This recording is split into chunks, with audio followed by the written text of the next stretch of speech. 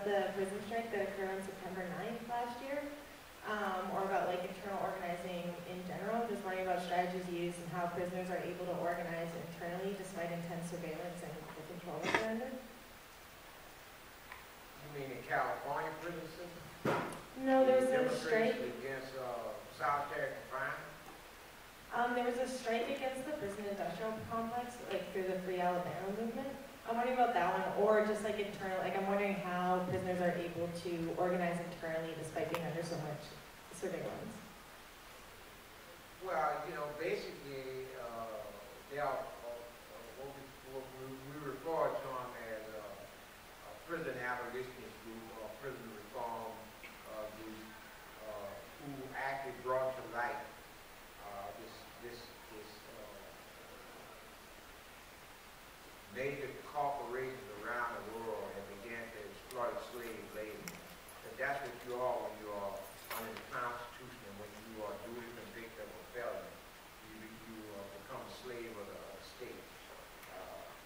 And these corporations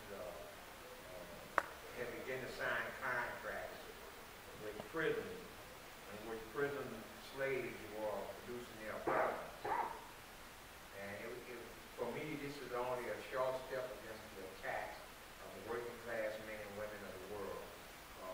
It is a threat to the sanity of the family, because if state slaves are producing, holding jobs that would normally go to them, then families are at threat. These corporations are only concerned with the bottom line, and so if they can exploit a prisoner who's making 2 cents an hour to 20 cents an hour as to whether just paying say minimum wage. Excuse me, coming out with cold. So, you know, as a result of that, there were some unsavory practices that were going on in prison, like relabeling canned goods that had expired,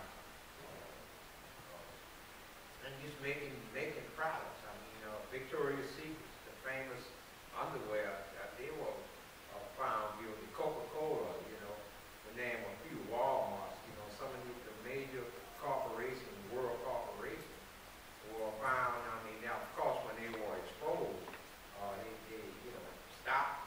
But you know, but you still have other major corporations that really don't care, that have no moral foundation, and they still exploit slave labor. They still have no practice. Now, and you know, for me, for my analysis, this is a direct attack on the working class of the world. It's a direct attack on families. Because if I can't get a job, if I can't provide the basic necessities for my family, food, shelter, medical care, education, and opportunity, then I'm under attack. And I hope at some time, I think, you know, this is my personal view, I think the labor unions around the world are doing a very poor job of representing organized labor right now in this world. Because I don't know of any labor union now that has taken a position on this. And I don't know why. Their members are being threatened. The job security of their members are being threatened by prison industrial complex and major corporations, you know, signing contracts.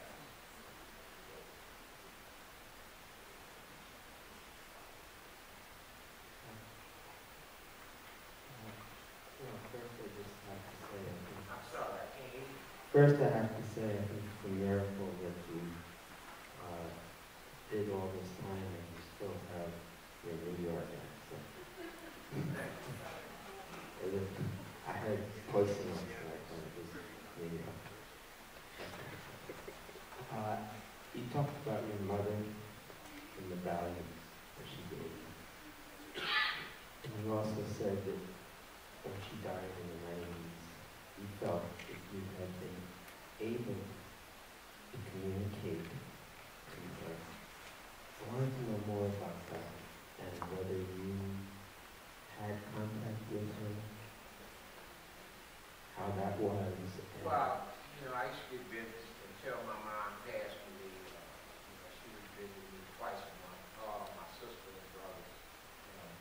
And so it was a matter of, you know, years of education, with developing wisdom from my experiences, what I was going through on a daily basis, and being able to define the kind of human being I wanted to be, and making a commitment within myself that I would be this kind of human being. I would live this way, irregardless of what the consequences, even if it meant sacrificing my life. I would not go back to being a petty criminal, and I would not go back to being a willing victim of a corrupt society. And for a long time, I thought that the books I read, you know, I read Francis Fanon, Malcolm X, Martin Luther King, James Baldwin, you know, all the great scholars, you know, and leaders of the world, Ho Chi Minh, you know, Mao Zedong, you know. As a matter of fact, when I was in the party, one of the required readings was they called it the Little Red Book. You know. It was a lot of quotations by Mao Zedong based upon the Chinese Revolution. And so I thought that the qualities I had as a human being were given to me by these men and women. But at some point in time, I developed enough wisdom to realize that, hey, my mama gave me this. You know, they're just bringing this out of me. You know, I've matured enough to the point where what my mama was trying to say, and I wouldn't listen, that I'm listening now. But did she die knowing that you knew this? Yes, you know, I'm happy to say that. I'm sorry to say that at the time she was, you know, suffering from cancer, and my brother, you know, brought her for a visit. She didn't even let the cancer stop her from visiting, and you know, I was able to sit down and hold her hand, and you know, thank her for being the great woman she was, and let her know that man I had become. I hope she could be proud of it because she was the reason. She gave me the foundation to be the man that I am today. And she says, thank you, David, and Mama is very proud of you. And I carry that with me everywhere I go and in everything I do. I also just wanted to know the circumstances of how you got out. Who helped you? What legal things transpired? Well, you know, first of all, we had a local group called the Coalition to Free Anglo Group. That was consisting of most of the people that lived in Louisiana. Because they were able to keep the cause of A3 before the public, and eventually other organizations found out. But I think probably the turning point was when Amnesty International found out about our case. And after investigating, they come to the conclusion that we constituted political prisoners of conscience.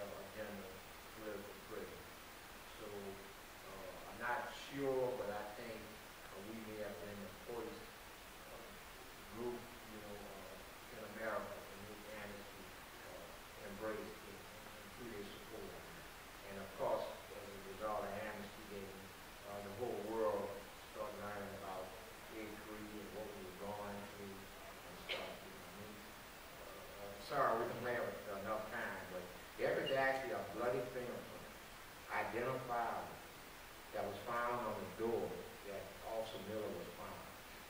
They matched it against me and Harmon and two other men, and it didn't match.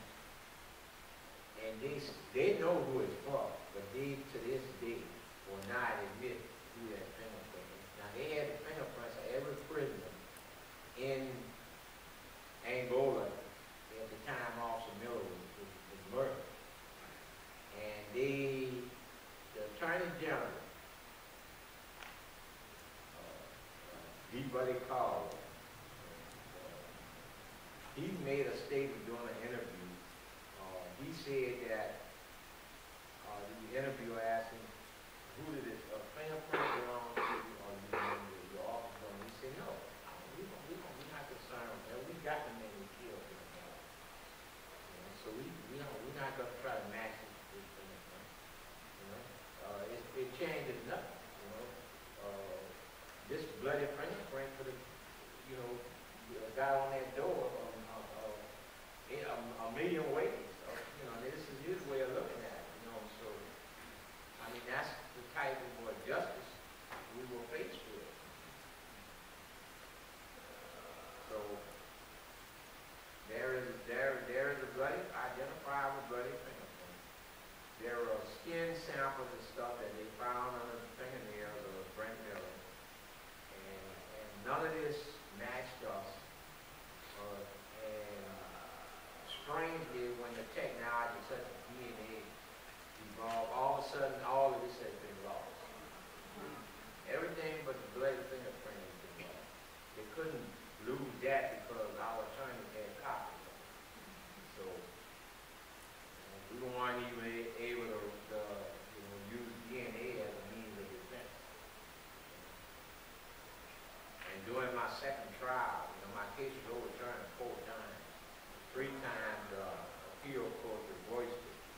Each time it was because of misconduct on the district attorney office, or racial discrimination and gender discrimination. The one time that federal judge granted me a new trial based upon grand jury formal discrimination under the American judicial system. You have one person that leads the grand jury. The U.S. Supreme Court upheld that ruling. So that's, forced them to have it retried. But because they were trying to hide all of this evidence from DNA examination, they had no evidence. So we went in a situation, so the final ruling that Judge Brady, a federal judge, made was what's called an exceptional writ.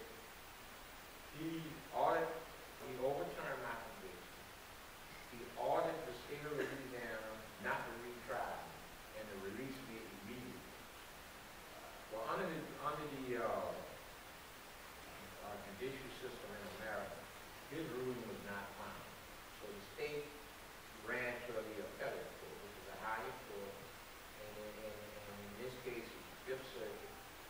And after several months, they reversed his ruling and said that the state could retry.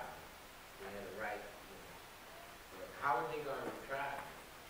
They had no evidence, according to them. Witnesses had died.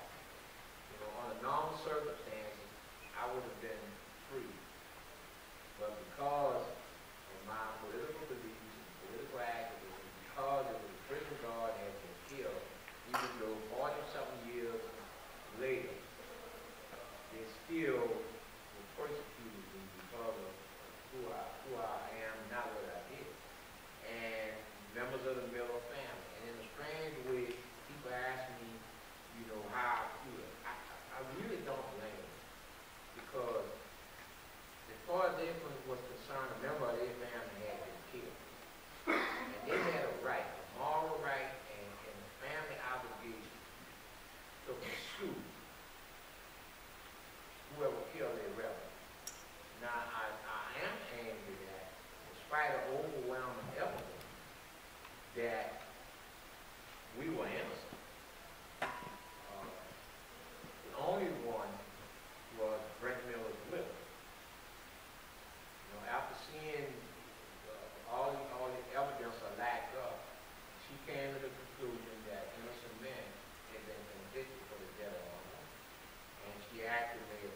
mistaken.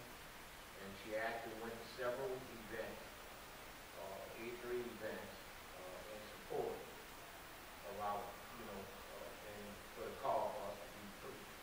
So that's the kind of justice system we have now, and we had to fight it. It took 44 years for, me to get free. I have a question And here. I want that kind of system in Canada. Hi, I was wondering if you could maybe speak to a bit what it was, or how were you organizing, or how did organizing work as a Black Panther while on the inside? Like, logistically, how were you organizing, politicizing other people? How did that work? And especially in solitary. Well, I mean, we had codes, we had letters, we wrote to one another. Sometimes the letters didn't get to their destination, but they were useless to security, because they couldn't break the code, we only renewed the code. And there were even some security people who believed in what we were fighting for. And they would, pass communication back and forth between, Harmon Wise, who we lost after freedom. He was on tier, but Robert and I, Robert King, we lived on the same tier for 15 years or more. So, communication between him and I was very easy, but, we had to develop a code system, and we would communicate with Harmon. And then there were all kind of, techniques. Our families would come visit each other. So we would visit in the same area, visiting area, even though we were behind the screen. We would try to get in the booths next to one another, and that way our families could congregate in front of, and they could switch back and forth. And, eventually we were, after 20-something years, we were allowed contact visits, something that they hid from us for over 10 years. In 1974, there was because of so many civil suits being filed, there was what's called consent decree. It's an agreement between the state of Louisiana, the Department of Correction, and the Justice Department. And in that agreement, solitary confinement prisoners were supposed to be contact visits. But what they did is when they passed out copies of the consent decree, they moved that part out. So we went over 10 years, and how we found out is, in 1987, I filed an ARP. That's a complaint against something that was conduct of a security law. So they're responsible to send me a copy of the consent decree, but they sent me the whole copy. So I'm in my cell going through, things, and I come across, this page, and that said CCR should be allowed to visit in the A building. Well, the A building is where contact visits take place. So Robert was a few cells down, so I called down to him. I said, Ken, we're supposed to have contact visits. Like, based upon what? I said, look at a copy of the consent decree that we sent you. They actually took the page out of it that grants us contact visits. So he said, well, send it down, let me read it. So I sent it down to him, he read it, and a lot of other guys on the tier wanted to read it, so we passed it up and down the tier. So I, in turn, turned around and filed another ARP, demanding contact visits based upon things. So it was granted, which was a shock to me. I thought they would, deny it, and I would have to go in the court system to get it enforced. But they granted it, and so after 21 years, close to 22 years, I had my first contact visit with my family, and I was able to sit down at the table. I was able to hug and kiss my mom and my niece and sister, and it's kind of hard to put those kind of emotions in the words, but it was probably one of the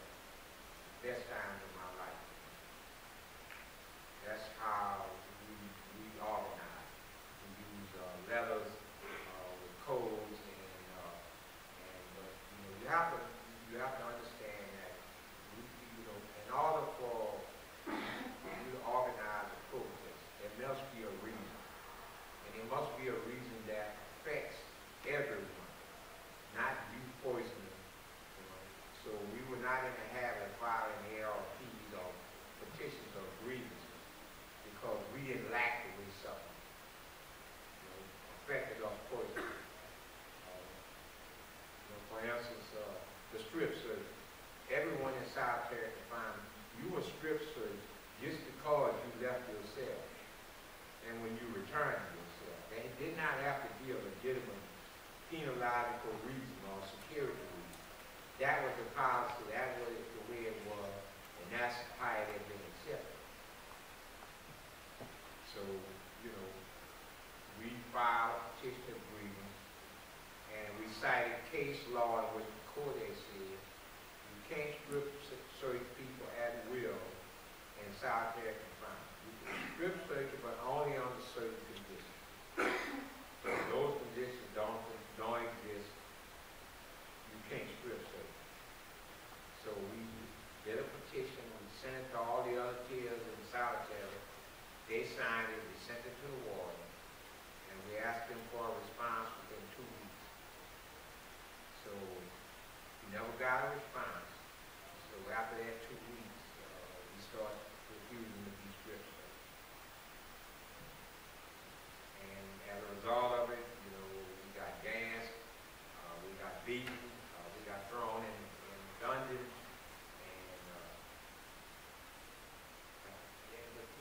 I got caught in kind of a damn if you do, damn if you don't sit in. Because at one time, the rule is if you're in the dungeon, you do 10 days and then you must come out for 24 days. But they never enforce it. So say if you had 15 days or 20 days, if you wanted, you could do the whole 20 days. So everybody, I would hold my whole chill. Each one of us had 20 days. So everybody, you know, did 20 days. I had 30 days. Everybody else had 20 days. So they did 20 days and got out. So after I did 20 days, they come to me and say, you got to leave. I'm like, well, you know, I want to do the whole 30 days. And you can't do that. The policy after 10 days, you got to come out. So they did that so they could force me to come out, go back to my tier, and then the next morning they would come to get me and put me back in the dungeon. But when they put me back, they would bring me in the office and order me to strip search. And I would refuse. So when I refused, 6, 7, 8 of them would jump me, and they would beat me up, and they would tear my clothes off, and they would pick me up and slam me on the desk in the office, and make all kind of racist and derogatory remarks, and forcefully spray my buttocks and stuff, you know, and say all kind of, you know, insulting things, and then they would bring me to the dungeon. They would, you know, put the restraints back on me and bring me to the dungeon.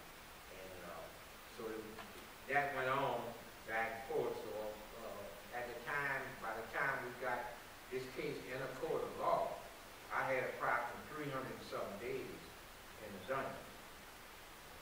So, but what happened is, the judge who went by the law after he read our petition, he ordered them to stop strip searching us, and the 300 something days I had, he ordered that removed from my record, all the writings and all that. So that's how I didn't wind up doing 307 days in the dungeon.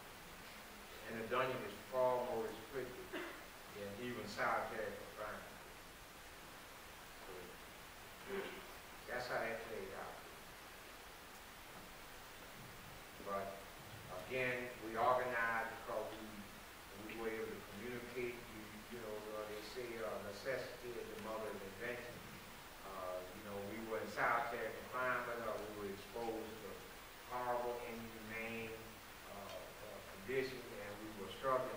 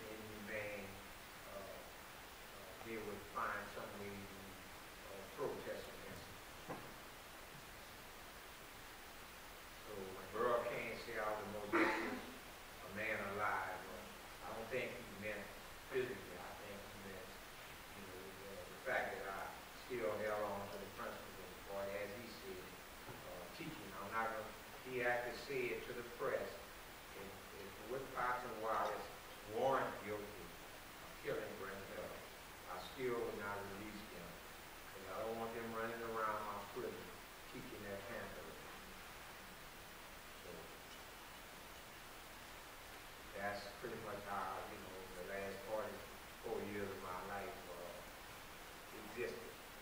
Constant struggle. The struggle was on two fronts. There was the internal struggle to maintain my sanity, to maintain values and principles that I had accepted